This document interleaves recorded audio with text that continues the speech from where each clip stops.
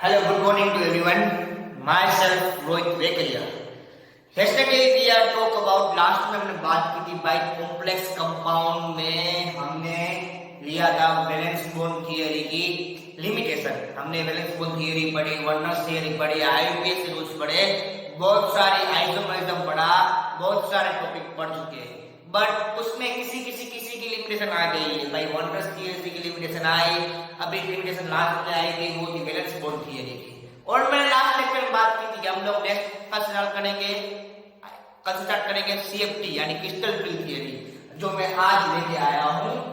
वो थियरी है CFT theory, is known as crystal field theory. Important theory है ये भी। इस चैप्टर में थियरी सब इंपोर्टेंट है क्योंकि यहाँ 4 मार्क्स का क्वेश्चन आता है, इसलिए आप वैसे ही 4 मार्क्स यहाँ पे गवा नहीं सकते, इसलिए सारी थियरी आपको यहाँ पे करनी पड़ेगी। ठीक है, उससे पहले आप जो मेरा वीडियो देख रहे हो, उससे पहले आगे के वीडियो नहीं देखे तो देख लेना, क्योंकि ये समझ में नहीं आएगा। सभी नोट्स कॉपी करना, तो ही आपने पढ़ा होगा, तो ही ये समझ में आएगा, वरना समझ में नहीं आएगा। इसलिए सारे पार्ट आपको मेरे देखने पड़ेंगे जो मेरा आप ये वीडियो फॉलो कर रहे हो। ठीक है, चलो बढ़ते आगे। वो है crystal field theory, CFT theory. Right short note on crystal field theory. हमको शॉर्ट नोट लिखनी है किस पे? क्रिस्टल फिल थियरी पे। ठीक है, तो लिखना देखते हैं क्या है crystal field theory. The crystal field theory is an electrostatic model which consider the ligand bond to be ionic arising purely from an electrostatic interaction between the metal ion and the ligand। यहाँ पे भाई ये CFT theory क्या है? CFT theory इंटररिएक्शन बताती है किसके बीच? Metal ion के बीच और लिगेंड के बीच। क्या दिखाती है? मेटल आयन के बीच और लिगेंड के बीच स्प्लिटिंग दिखाती है। ये 2 टाइप की होती है, कल मैंने बात की थी। एक होती है splitting octahedral, CFT in octahedral, दूसरी होती है सीएफटी इन टेट्राहेड्रल। सीएफटी यानी क्रिस्टल फिल थियरी 2 में होती है, एक होती है ऑक्टाहेड्रल में, दूसरी होती है टेट्राहेड्रल में। नाउ ये क्रिस्टल फिल थियरी है क्या? ये क्या दिखाती है? लिगेंड और मेटल आयन का इंटररिएक्शन क्या है वो दिखाएंगे हमको। इलेक्ट्रोस्टैटिक मॉडल से उसको बोलते हैं हम लोग क्रिस्टल फिल थियरी। ओके, चलो। तो 5 d ऑर्बिटल की सेम आइसोलेटेड है, same energy they have degenerate. हम जानते हैं भाई d की 5 ऑर्बिटल होती है, यस और नो। अभी ये 5 ऑर्बिटल अलग-अलग पार्ट में डिवाइड होगी, जिसको हम क्या बोलेंगे? क्रिस्टल फिल थियरी बोलेंगे। ठीक है, d कितनी ऑर्बिटल? 5 ऑर्बिटल होती है, वो 5 की क्या होगी? अलग-अलग डिवाइड होगी। This degenerate is maintain if a spherical symmetrical field of negative charge surrounding a metal ion। के बाद क्या होगा? मेटल आयन के बाहर क्या आ जाएगा? नेगेटिव आयन आ जाएगा। ठीक है, क्रिस्टल फिल थियरी क्या है? वैसे एक इलेक्ट्रोस्टैटिक मॉडल है जो क्या दिखाती है? Interaction between metal ion and ligand. उसमें d की 5 ऑर्बिटल आएगी, उसकी अरेंजमेंट दिखेंगे हम लोग। Now orbital expression, the splitting of d orbital is called crystal field theory. यानी d ऑर्बिटल में पार्ट्स में डिवाइड करना, यानी स्प्लिटिंग करना, अलग-अलग करना। Splitting of d orbital is known as crystal field theory. So क्या बोलते हैं? Crystal field theory. ये सारे पॉइंट आपको लिखने पड़ेंगे। पहले क्या? Crystal field theory is electrostatic model. कैसा मॉडल है? इलेक्ट्रोस्टैटिक मॉडल है which gives इंटररिएक्शन between metal ion as well as ligand. वो क्या दिखाती है? मेटल आयन और लिगेंड के बीच इंटररिएक्शन दिखाएगी। उसमें क्या आएगा कि भाई d ऑर्बिटल में कैसे-कैसे डीजनरेट होता है, उसके बारे में बात करेंगे। ठीक है, और मोस्ट इंपोर्टेंट है भाई, वहां पे d ऑर्बिटल में स्प्लिटिंग होगी, उसको हम क्या बोलते हैं? क्रिस्टल फिल थियरी बोलते हैं। क्रिस्टल फिल थियरी 2 टाइप की होती है, एक होती है क्रिस्टल फिल थियरी ऑक्टाहेड्रल, दूसरी है क्रिस्टल फिल थियरी टेट्राहेड्रल। इसे कहना होता है बिल्कुल से बराबर। एक है ऑक्टाहेड्रल है, दूसरी कौन सी है? टेट्राहेड्रल। ये हुई बात हुई क्रिस्टल फिल थियरी की डेफिनेशन की। Okay, now crystal field theory octahedral. मेरे आ रही है octahedral. d know very well, d have 5 branch. d की 5 ब्रांच होती है, एक होती है dxy, dyz, dxz, dx2 to y2। ये साइन माइनस की नहीं, याद रखना, आपको आ गया है 11th में। ये साइन किसकी दिखाती है? dx2 to y2 का डिस्टेंस दिखाती है, और लास्ट में dz2। अभी मैंने ये डायग्राम बनाया, वो बनाया ml6 का। क्यों नाम ये? क्या नाम है? ऑक्टाहेड्रल। और ये ऑक्टाहेड्रल किस में होता है? We know very well, octahedral most always producing ml6। Yes और no? Octahedral is always producing ml6। हम जानते हैं, हमको ऑक्टाहेड्रल स्प्लिटिंग कहां पे मिलती है? ऑक्टाहेड्रल कहां पे मिलेगा? ml6 से मिलेगा। ठीक है, चलो बात करते हैं। D have 5 branch, DXY, DYZ, DZX, DX to Y करो DZ तो 5 ब्रांच होती है। अभी ये डायग्राम आपको आ गया ना, तो उसके ऊपर से आपको थियरी बनाना ऑटोमेटिक आ जाएगा, याद रखना, बराबर। आपने ये डायग्राम समझ लिया ना, गारंटी से बोलता हूं यही डायग्राम इंपॉर्टेंट है। आपको हर एक चीज और हर एक एमसीक्यू आपका इजीली सोल्व हो जाएगा, मेरी गारंटी। चलो खाली एक डायग्राम अपनी नोट में कॉपी करना, डायग्राम का खास समझ लिया ना आपने, तो क्रिस्टल फिल्म थियरी बिल्कुल भी हार्ड नहीं है, बहुत इजी है क्रिस्टल फिल्म थियरी, बहुत इजी। जो डायग्राम में समझ लिया तो इसको क्लियर ना हो, इतना क्लियर हुआ। अभी डायग्राम में क्या बोला भाई, डी की 5 ब्रांचें, ये लिखा थी मैंने 1 2 3 4 5 लिखी ना मैंने, DXY, DYZ, DZX, DX2 DY2 और DZ2 5 ब्रांचें। उसमें से 5 ब्रांच का मैं स्प्लिटिंग कर रहा हूं, यानी इसको मैं एनर्जी अप्लाई करूंगा डी का, तो इसके इलेक्ट्रॉन एक्साइटेड स्टेट में जाएंगे नहीं जाएंगे, किसी भी चीज को मैंने अप्लाई करूंगा इसके इलेक्ट्रॉन कहां जाएंगे, एक्साइटेड स्टेट में जाएंगे। तो वहां पे मैंने एक्साइटेड स्टेट में क्या रखा है, बेरी सेंटर रखा है, क्या रखा है, barycentre. Now what is barycentre, जो दो पार्ट में डिवाइड करता है इसको बेरी सेंटर, एक को एक पार्ट में डिवाइड करेगा, दूसरे को दूसरे पार्ट में डिवाइड करेगा, उसको बोलेंगे बेरी सेंटर, किस नोन है बेरी सेंटर। अभी ये पार्ट में डिवाइड कैसे हो देखते हैं, इसमें दो पार्ट क्रिएट हो गए, एक पार्ट इसको मैंने नाम दिया है Eg, दूसरे को पार्ट में नाम दिया है T2G। ये एक दो शब्द है जो लैटिन वाले, एक है Eg दूसरे T2G। Eg मींस क्या होता है, Eg मींस होता है हायर एनर्जी, Eg मींस क्या होगा, हायर एनर्जी। T2G मींस क्या होगा, it means lower energy. Eg means high energy, T2 means lower energy. क्या होता है ऑक्टाहेड्रल में, पहले क्या लिखे भाई आपको बोले, explain crystal field theory octahedral. पहले 2-3 पॉइंट इसके डेफिनेशन लिखो कि what is crystal field theory. फिर लिखो डी है 5 ब्रांच, दिखाई है DXY, DYZ, DZX, DX2 DY2 और लास्ट में आया DZ2। हम लोग बात कर रहे हैं ऑक्टाहेड्रल की, यानी इसमें क्या होगा, Ml6 होता है। आप जानते हो ऑक्टाहेड्रल प्रोड्यूस ऑलवेज Ml6, तो Ml6 है, तो डी की 5 ब्रांच हम जानते हैं। डी के 5 ब्रांच को हम लोग क्या करेंगे, दो पार्ट पे अलग करेंगे, तो उसको हम दो पार्ट में, सेंटर पार्ट को क्या बोलते हैं, बेरी सेंटर बोलते हैं। दो पार्ट हो गए, Eg दूसरा और T2G। नाउ Eg में कौन आता है, देखो Eg में कौन आता है, Eg में हायर एनर्जी किसकी होती है, DX2 Y2 और DZ2 कंटेन हायर एनर्जी, यानी कि वो कहां पे जाएंगे, Eg में जाएंगे। DX2 Y2 और DZ2 की वैल्यू क्या होगी, हाई होगी, यानी वो जाएगा ऊपर। जैसे DXY, DYZ, DXZ उसकी एनर्जी क्या है, कम है, यानी वो नीचे रहेगी, उसको हम क्या बोलेंगे, T2G। यानी Eg में दो ऑर्बिटल आएगी, कौन सी DX2 Y2 और DZ2। और वैसे ही T2G में 3 ऑर्बिटल आएगी, DXY, DYZ और DXZ, यानी कि उसकी एनर्जी क्या है, कम है। इतना क्लियर हो गया, ठीक है भाई। DX2 Y2 और DZ2 में इसकी एनर्जी क्या है, हाई होती है, Eg की इसकी एनर्जी क्या होती है, कम होती है, T2G की।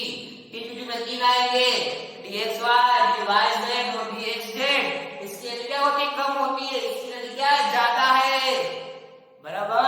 Eg में 2 मिल आएगी, DX2 Y2 और DZ2, इसमें भी 3 आएगी, DXY, DYZ और DZX, या फिर XZ को भी लिखो चलता है, ठीक है। चलो इतना क्लियर हुआ, okay. Now in octahedral coordination intensity with 6 ligands surrounding the metal ion, there will be repulsion between electron in d orbital of metal and electron of the ligand। यानी कि भाई हम लोग जब Ml6 बनाएंगे ना, यानी हम 6 लिगेंड डालेंगे ना, तो 6 लिगेंड डालेंगे तो उसमें इलेक्ट्रॉन का क्या होगा, रिपल्सन होगा। वो रिपल्सन के कारण आपको ये स्प्लिटिंग दिखती है। Is it clear now, because हम लिगेंड डाल रहे, लिगेंड डाला मतलब क्या, इलेक्ट्रॉन डाला, इलेक्ट्रॉन डाला तो इलेक्ट्रॉन बीच रिपल्सन होगा, रिपल्सन के कारण क्या होगा, आपको ये स्प्लिटिंग दिखने में मिलेगी। एक होगा Eg की लेवल, दूसरी होगी T2G की लेवल। बहुत सिंपल है बच्चों, कुछ नहीं है यार, हम लिगेंड डाल रहे, लिगेंड के कारण क्या आ रहा है, इलेक्ट्रॉन आया, तो इलेक्ट्रॉन बीच क्या होगा, मेटल आयन लिगेंड के इलेक्ट्रॉन बीच क्या होगा, रिपल्सन होगा। वो रिपल्सन के कारण क्या मिलेगा, D की मिलेगा हमको, जिसको हम बोलते हैं क्रिस्टल फिल थियरी ऑक्टाहेड्रल, उसको दिखाते हैं हम डेल्टा ओ से, it is known as delta O is known as octahedral splitting. इसमें किसमें हुई, एनएस में हुई ना, इसको हम बोलेंगे ऑक्टाहेड्रल स्प्लिटिंग। इतना क्लियर हो गया, ठीक है। नाउ ये इंपोर्टेंट पॉइंट है, ये मोस्ट इंपोर्टेंट पॉइंट है खास करके एमसीक्यू सबके लिए। वो क्या है देखते हैं, energy of the E G orbital will be increase 3/5 and they and 3 to the decrease by 2/5। यानी यहां पे कम ये बोल रहे हैं भाई इसकी एनर्जी 3/5 जितनी इंक्रीज हो रही है, इसकी एनर्जी इंक्रीज हो रही है 2/5। वो क्यों बोल रहा हूं, अभी डी की कितनी ऑर्बिटल है, 5 ऑर्बिटल जानते हो आप लोग, तो उसमें से 2 की एनर्जी क्या है, हाई है, 3 की क्या है, कम है, यानी 5 में से 3 से ज्यादा है ये 2। जनरल में क्या करो, 5 ऑर्बिटल है, उसमें ये 3 की ज्यादा है, ये 3 से इस 2 की ज्यादा है, यानी इसकी एनर्जी कितनी इंक्रीज हुई है, 3/5 जितनी, और इसकी एनर्जी कितनी इंक्रीज हुई है, 2/5 जितनी। इसका एडिशन करो आपको मिलेगा 1, देख लेना ध्यान से, 3/5 प्लस 2/5 कितना मिलेगा आपको, 1 ही मिलेगा। यानी कि भाई इसकी एनर्जी कितनी इंक्रीज हुई है, 3/5 जितनी, क्यों 5 ऑर्बिटल होती है, उसमें से ये 3 से ज्यादा एनर्जी है इसकी, यानी इसकी एनर्जी इंक्रीज हुई है 3/5 जितनी, तो इसकी इंक्रीज हुई 3/5 जितनी, इसकी कितनी इंक्रीज होगी, 2/5 जितनी। This is known as splitting in octahedral crystal field theory. Is it clear now? Okay, फिर से बोल रहा हूं क्या क्या पढ़ा, what is crystal field theory? It is the one type of electrostatic model which gives the interaction between metal ion and the ligand. Okay, ये क्या लिखा था आपको, interaction between metal ion and the ligand. दूसरा इसमें क्या क्या आएगा, इट कंटेन 5d ऑर्बिटल, यहां पे आएगी, उसमें स्प्लिटिंग दिखेगी। The splitting of 5d orbital is known as crystal field theory, उसे क्या बोलते हैं, क्रिस्टल फिल थियरी बोलते हैं। ना क्रिस्टल फिल थियरी ये ऑक्टाहेड्रल है, यानी क्या होगा, एनर्जी होता है आप जानते हो, डी में 5 ऑर्बिटल आएगी, dxy dz dzx dx2 dy2 और dz2। ओके, इतना क्लियर हुआ। अभी उसमें 5 ऑर्बिटल क्या होगा, बेस से लगाया 2 डिवाइड होगी, 2-3 में डिवाइड होगी, एक होगा Eg, दूसरा होगा T2G। What is Eg? Eg means high energy, तो हाई एनर्जी होती है dx2 y2 और dx2 की एनर्जी क्या है, ज्यादा है। T2G में क्या होती है, कम होती है, उसमें 3 आएगी, dxy dz dz उसमें आएगी T2G में। हाँ, अभी Eg मींस क्या है, हाई एनर्जी है, T2G मींस क्या है, लोअर एनर्जी है। अभी ये खरेगा हुआ क्यों, क्योंकि हम क्या डाल रहे हैं लिगेंड में, यानी इलेक्ट्रॉन डाल रहे हैं, मेटल आयन के बारे में क्या लिगेंड डाल रहे हैं, लिगेंड मींस क्या है, इलेक्ट्रॉन है, हम जानते हैं इलेक्ट्रॉन मींस क्या होगा, रिपल्शन होगा, बिकॉज़ ऑफ रिपल्शन वहां पे क्या होगा, इलेक्ट्रिसिटी क्रिएट होगी, जिसको हम क्या बोलते हैं, crystal field theory octahedral which is noted by delta O, लिखा है डेल्टा ओ से लिखा है, ठीक है। और बात क्या हो रही कि भाई इसकी एनर्जी हाई है, इसकी एनर्जी क्या है, हाई है, किससे आई है, तो ये 3 से आई है, यानी इसकी एनर्जी कितनी इंक्रीज हो रही है, 3/5 जितनी इंक्रीज हो रही है। तो वैसे ही इसकी इंक्रीज हुई 3/5 जितनी, तो उसकी इसकी क्या होगी, डिक्रीज होगी 2/5 जितनी। ये इंक्रीज हुआ 3/5, ये इंक्रीज होगा 2/5, तो मेरी कितनी मिलेगा, 1 मिलेगी। Clear now? This is known as crystal field theory in octahedral. वैसे ही हमको आएंगे टेट्राहेड्रल, और वहां से हम अपना एग्जांपल क्लियर करेंगे, वो था KMnO4 वाला, जहां पे हमको मिला था D3S, ठीक है, वो क्लियर करेंगे बाय टेट्राहेड्रल। ये बात ऑक्टाहेड्रल की, इसमें 2 पॉइंट बाकी है, तो मैं आगे ले रहा हूं, उससे पहले इसमें मेन 2 पॉइंट बाकी है, वो मैं इसमें इसके साथ ले लूंगा नेक्स्ट बोर्ड वर्क में। उससे पहले एक काम करो, इसका स्क्रीनशॉट ले लो, अपनी नोट्स कॉपी कर लो। ये किस भोगने की कोई जरूरत नहीं है, खाली समझने के लिखना ही है, वो किस crystal field theory, it is the one type of electrostatic model which gives D5 branch और 5 लिखेंगे D की ऑर्बिटल में, इसको हम क्या बोलते हैं, क्रिस्टल फिल थियरी। अभी ऑक्टाहेड्रल क्या आएगी, Mn6, उसमें 2 एनर्जी मिलेगी, एक मिलेगी Eg, दूसरी मिलेगी वो T2G। Eg में कौन आएगा, dx2 y2 और dz2, तो T2G में कौन आएगा, लोअर एनर्जी में dxy dyz और dxz बराबर। इसकी एनर्जी कितनी, 3/5 जितनी, इसकी कितनी डिक्रीज हुई, 2/5 जितनी। अभी ये क्यों हो रहा है, बिकॉज़ लिगेंड डाल रहे हैं, लिगेंड में क्या होता है, इलेक्ट्रॉन, इलेक्ट्रॉन मींस क्या होगा, रिपल्सन होगा, that's why this prevent the splitting. ठीक है, ये सारा कुछ अपने नोट में लिख लो, कॉपी पर नोट्स बना लो, कॉपी कर लो, स्क्रीनशॉट ले लो। अपने डाउट इसके बारे में, क्रिस्टल फिल्म थियरी के बारे में आप मुझे कमेंट बॉक्स में लिख सकते हो, इसका स्क्रीनशॉट ले लो, हम फिर बढ़ते हैं आगे।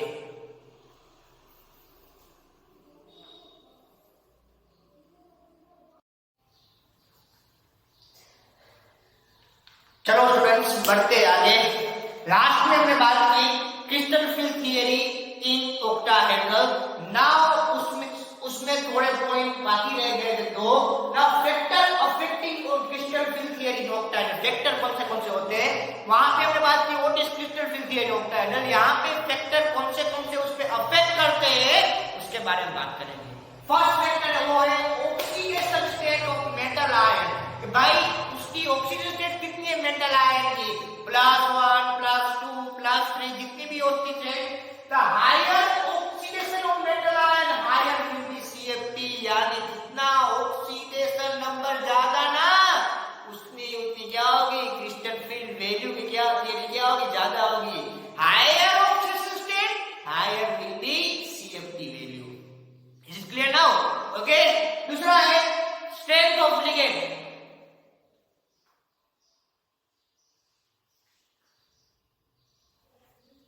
दूसरा है वो है strength of ligand. Now strength of ligand क्या बोलता है, if the ligand are strong they produce strong field which causes large splitting of orbital and CFT। जो लिगेंड स्ट्रांग है, अभी ये वो जो हमने पॉइंट लिया था ना, पता है याद है कौन सा, स्ट्रांग लिगेंड की सीरीज पूरी लिखी थी मैंने VBT थियरी में, वो इसका पॉइंट था, वो सीरीज का ओरिजिनल यहाँ पे आती है। वहां पे अब जहां बात की थी भाई, वहां पे nitrogen content ligand and carbon content ligand is the strong ligand. जो जिसमें कार्बन आता हो और जिसमें नाइट्रोजन आता हो वो कैसा है, स्ट्रांग लिगेंड है। यानी कार्बन कंटेंट लिगेंड और nitrogen content ligand is the strong ligand. यानी कि जो लिगेंड स्ट्रांग हो, जो लिगेंड स्ट्रांग हो उसकी ये क्या मिलती है, लार्ज, यानी CFT वैल्यू क्या मिलती है, उसकी ज्यादा मिलती है। जितना लिगेंड स्ट्रांग उतनी CFT क्या मिलेगी आपको, ज्यादा मिलेगी। दूसरा, जितना लिगेंड वीक CFT क्या मिलेगी आपको, कम मिलेगी।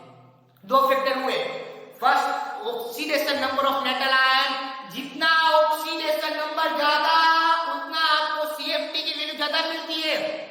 दूसरा आया स्ट्रेंथ ऑफ लिगेंड, यानी कि भाई जो भी लिगेंड स्ट्रांग होता है, जो भी लिगेंड स्ट्रांग होता है वो ज्यादा आपको CFT की वैल्यू देता है, और ज्यादा वहां पे स्प्लिटिंग होगी बिकॉज ऑफ स्ट्रांग फील्ड। वहां पे वो क्या क्रिएट करेगा, स्ट्रांग फील्ड क्रिएट करते हैं, हम जानते हैं। और स्ट्रांग लिगेंड में कौन आएगा, carbon containing ligand as well as nitrogen containing ligand किसमें आएंगे, स्ट्रांग लिगेंड में आएंगे। ओके, यानी कि भाई जो लिगेंड स्ट्रांग है वो क्या करेगा, CFT की वैल्यू इंक्रीज करेगा, और जो लिगेंड वीक है CFT की वैल्यू क्या करेगा, वो डिक्रीज करेगा। Is it clear now? This is known as crystal field theory in octahedral. कितनी बात में पहले क्या बोलते हैं क्रिस्टल फिल्म थियरी ऑक्टाहेड्रल, पहले what is crystal field theory, पूरी उसकी डेफिनेशन तो क्रिस्टल फिल्म थियरी किसको बोलते हैं। It is the one type of electrostatic model which gives the 5 branches, the splitting of d orbital is known as crystal field theory. उसके बाद octahedral में क्या होता है, MS6 होगा, MS6 में यानी 5 ब्रांच आएगी d की, dxy, dyz, dzx, dx2 y2 और dz2 आएगा। हम जानते हैं d की 5 ब्रांचिंग आती है। वहां पे दो में कवर होगा, एक होगा EG, दूसरा होगा T2G। EG means high level in octahedral, T2G means low level in octahedral. EG में भी कौन कौन आता है, तो dx2 y2 और dz2। T2G में कौन आएगा, dxy, dyz, dzx। Is it clear now? अभी हम जानते हैं क्यों हो रहा है, बिकॉज़ हम डाल रहे क्या है, इलेक्ट्रॉन डाल रहे हैं। इलेक्ट्रॉन क्या है, लिगेंड है, लिगेंड क्या है, इलेक्ट्रॉन है, हम जानते हैं। Because of entry of ligand वहां पे क्या होगा, इलेक्ट्रॉन इलेक्ट्रॉन डिस रिपल्सन होगा। बिकॉज़ ऑफ डिस रिपल्सन वहां पे क्या होगी, स्प्लिटिंग होगी, जिसको हम क्या बोलते हैं, crystal field theory in octahedral. वहां पे दो एनर्जी क्रिएट हुई थी, एक हुई थी EG, दूसरी हुई थी T2G। EG means high level, T2G means low level. यानी कि EG कितना बढ़ रहा है, तो 3/5 जितना बढ़ रहा था, T2 कितना बढ़ रहा था, T2 कितना कम हो रहा था, 2/5 जितना कम हो रहा था। ठीक है, उसके बाद दो factor affecting of crystal field theory, वो है फर्स्ट है ऑक्सीडेशन स्टेट जितना ऑक्सीडेशन नंबर ज्यादा वो उतना क्रिस्टल फिल्म थियरी को ज्यादा मिलेगी। ओके, और दूसरा है स्ट्रेंथ ऑफ लिगेंड। जितना लिगेंड स्ट्रॉन्ग वो अपनी स्ट्रॉन्ग इलेक्ट्रिक फील्ड प्रोड्यूस करेगा, और वो स्ट्रॉन्ग इलेक्ट्रिक फील्ड प्रोड्यूस करेगा ना, तो वहां पे वो सीएफटी क्या मिलेगी, ज्यादा मिलेगी। और हम जानते हैं कार्बन कंटेनिंग लिगेंड और नाइट्रोजन कंटेनिंग लिगेंड क्या है, स्ट्रॉन्ग लिगेंड है, यानी कि वहां पे सीएफटी क्या मिलती है, ज्यादा मिलती है। बट जहां पे वीक लिगेंड है वहां पे सीएफटी क्या वैल्यू क्या मिलेगी, कम मिलेगी। वो जो सीरीज लिखी ना, कोशिश किसकी थी, स्ट्रेंथ ऑफ लिगेंड की थी, बराबर। तो लिखी वीबीटी थियरी में वो यहाँ पे आती है ओरिजिनल, बराबर। क्योंकि वीबीटी थियरी में किसी भी साइंटिस्ट ने ये नहीं बोला भाई स्ट्रॉन्ग लिगेंड कौन है और वीक लिगेंड कौन है, वो किसने बोला था, सीएफटी ने बोला था। Is it clear now IMP for competitive exam, इसमें ढेर सारे एमसीक्यू होते हैं, इंपॉर्टेंट पॉइंट है, गारंटी से बोल रहा हूं। तो ये समझ गए ना, समझ लो केमिस्ट्री में कुछ ना कुछ तो सीख गए हो, ठीक है। चलो, in octahedral continuity in the single d electron occupies one lower TQG in orbital। जानते कि भाई ऑक्टाहेड्रल में क्या होता है, T2G की एनर्जी कम है और D की एनर्जी क्या है, ज्यादा है। इन D square and D cube बराबर D2 D2 and D3।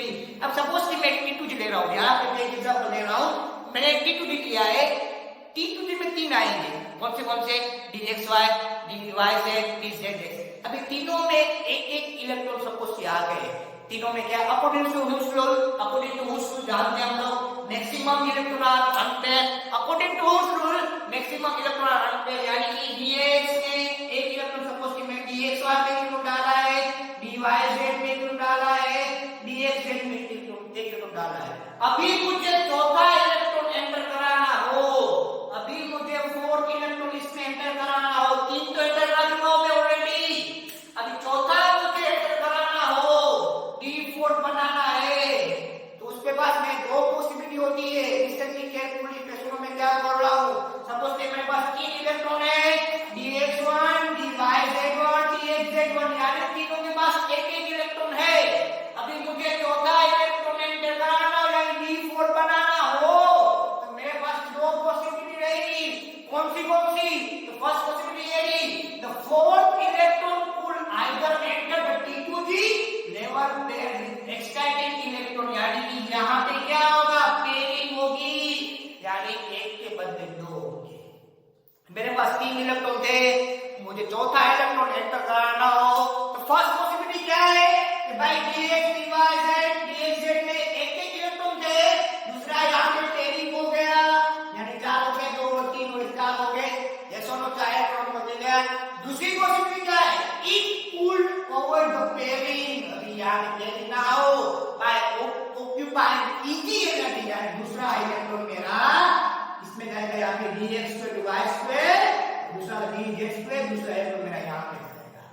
दो पॉसिबिलिटी है, यहाँ पे इसमें पेयरिंग हो, यहाँ पे DX2 Y2 में जाए, यहाँ पे T2G में चार हो, यहाँ पे T2G में तीन रहे और Ag में एक रहे। चला मैं क्या बोल रहा हूँ, मेरे पास तीन इलेक्ट्रॉन थे, D3 का, D में तीन इलेक्ट्रॉन थे, अगर कोई चौथा इलेक्ट्रॉन एंटर कराना हो तो मेरे पास दो पॉसिबिलिटी है, यहाँ पे T2G में डाल दूं तो DX में T इसमें दो इलेक्ट्रॉन हो जाएंगे, यानी इसमें चार हो गए। यहाँ पे अकॉर्डिंग टू हुस rule maximum electron are unpaired, maximum electron are unpaired, यानी तीन तो यहाँ पे हो गए, मैं कहां डालूंगा, Ag में। Is it clear now? दो पॉसिबिलिटी मेरे पास है, अभी वो दो पॉसिबिलिटी हो यहाँ पे देख रहे हो। Is it clear now? क्या था भाई, पहले important for competitive exam, suppose कि मेरे पास D में तीन इलेक्ट्रॉन हो तो मुझे चौथा इलेक्ट्रॉन एंटर कराना हो, तो मेरे पास दो पॉसिबिलिटी है, यहाँ पे मैं इलेक्ट्रॉन पेयर में डालूं, T2G में तीन थे, चौथा वहां पे एंटर करूं, यहाँ पे मैं एक नई ऑर्बिटल किसकी ले लूं, Ag की ले लूं, यानी हायर एनर्जी की ले लूं। इतना क्लियर हुआ? अभी सपोज कि मैं T2G में तीन डाले और Ag में एक डाला, पेयरिंग नहीं की, तो यहाँ पे क्या हुआ, डेल्टा O, यानी splitting in octahedral is less than क्या हो गया, पेयरिंग वहां पे हुई ही नहीं, पेयरिंग नहीं हुई तो रिपल्सन वहां पे होगा नहीं, तो रिपल्सन यहाँ पे होगा नहीं, delta O is less than P, delta O is less than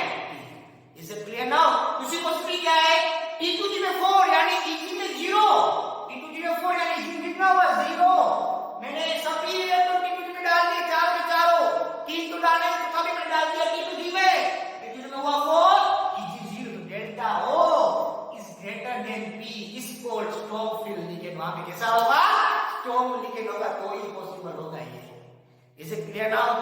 okay, क्या था इंपॉर्टेंट है फॉर कॉम्पिटिटिव एग्जाम। फिर से बोल रहा हूं, मेरे पास 3 इलेक्ट्रॉन थे, d3 था। अभी मैं चौथा इलेक्ट्रॉन एंटर कराना हो तो मेरे पास 2 पॉसिबिलिटी है, या फिर मैं t2 में 3 था वहां पे चौथा डाल दूं, या फिर t में डालूं।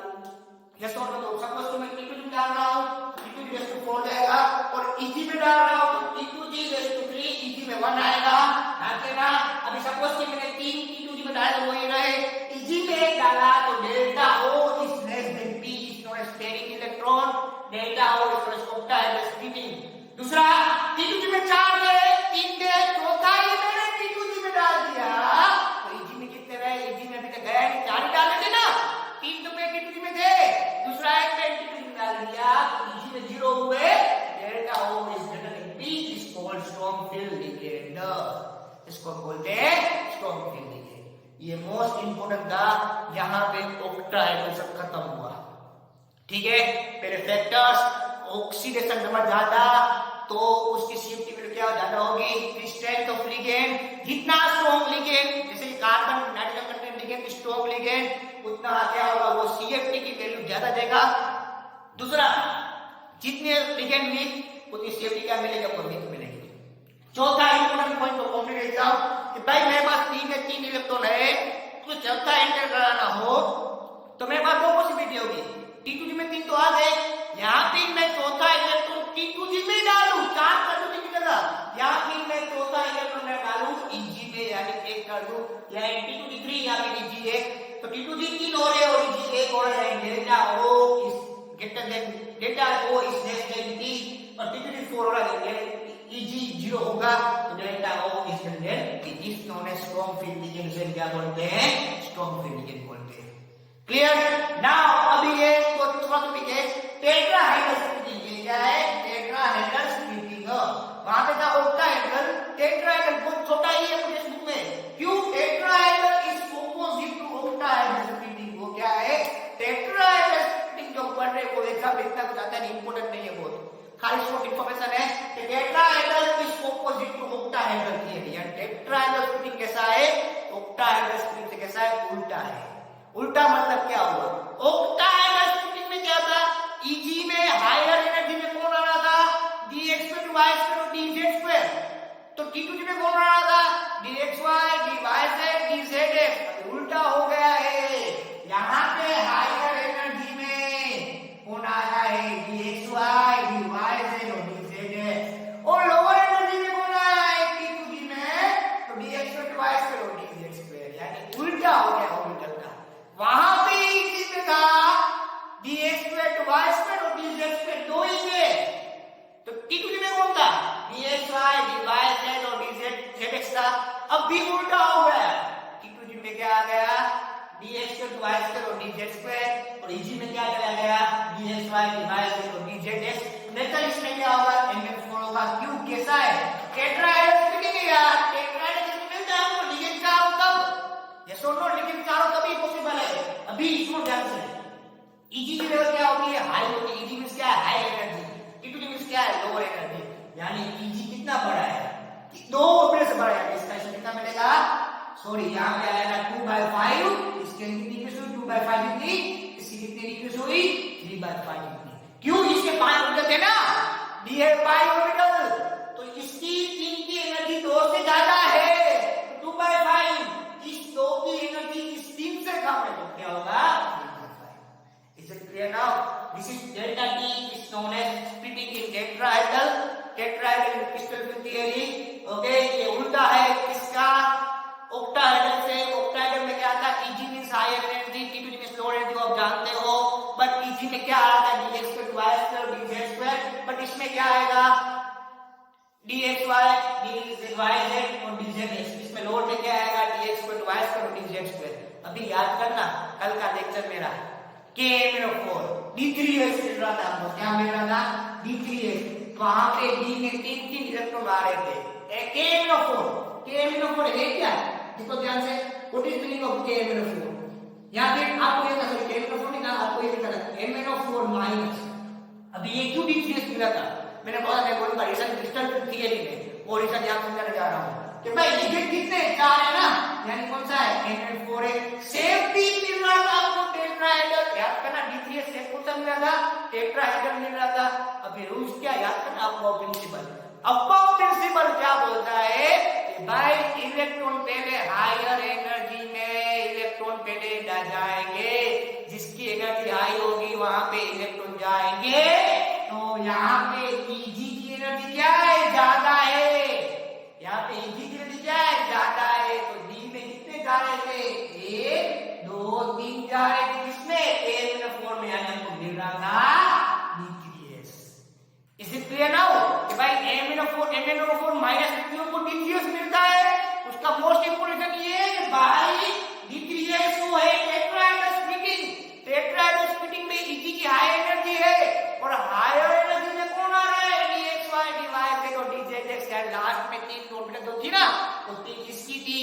और according to Aufbau rules electron पहले हायर एनर्जी में एंटर हो रहे हैं, दैट्स व्हाई Eg में 3 आ रहे थे, इसमें एक भी एंटर नहीं हुआ था, क्योंकि इसकी एनर्जी क्या है, लोअर एनर्जी है। Is it clear now. इसलिए आपको टेट्राहेड्रल में MnO4 माइनस कौन सा सेल मिलेगा, D3S। सेम तो हमको टेट्राहेड्रल में मिला था। Is it clear now.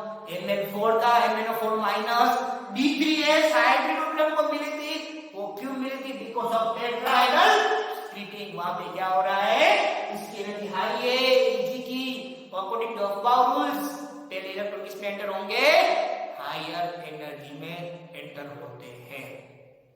Clear, okay. ये बात क्रिस्टल फिल्ड थियरी यहाँ पे खत्म हो रहा है। इंपोर्टेंट थी, नोट्स बना लेना। थियरी है मोस्ट प्रोबेबली, और समझने का बहुत सारा है इसमें, रटने का नहीं है, समझने का बहुत सारा है। और गारंटी से इतना समझ गए ना, तो टेक्स्ट बुक में आप लोग पढ़ोगे ना, तो एक बार पढ़ोगे आपको सारी थियरी गारंटी से क्लियर हो जाएगी। चलो मेरी एक बार टेक्स्ट बुक में नजर घुमा लेना, यहाँ तक सब थियरी में। उसके बाद हम आगे बढ़ेंगे, कल से लेंगे metal carbonyl. Okay, 2 maximum 2 lecture या फिर 1 लेक्चर, 2 लेक्चर होंगे शायद, 2 लेक्चर में खत्म कर दूंगा। उसके बाद हम नया लेक्चर चालू करेंगे। उससे पहले इसका स्क्रीनशॉट ले लो, अपनी नोट्स में कॉपी कर लो, नोट्स बनाते रहना, बराबर पढ़ते रहना, होमवर्क करते रहना। और इसमें होमवर्क होगा आपको पूरा ऑक्टाहेड्रल स्प्लिटिंग आपको लिखनी है, और एग्जाम में ऑक्टाहेड्रल स्प्लिटिंग की होगी, बराबर। इसमें ऑक्टाहेड्रल स्प्लिटिंग खास कर देना, यहाँ तक तो ऑक्टाहेड्रल स्प्लिटिंग भी आएगी, स्ट्रेंथ भी आएगी, और यहाँ ये पॉइंट आपको दिखाने पड़ेंगे। यहाँ तक ये मेंटेनेंस का चलेगा, यहाँ तक आपको नोट्स में कॉपी करना पड़ेगा, वैसे ही आपको एग्जाम में इसकी लिखनी पड़ेगी। ठीक है, आज यहाँ तक रखते हैं, मिलते हैं छोटे से ब्रेक के बाद। जय हिंद।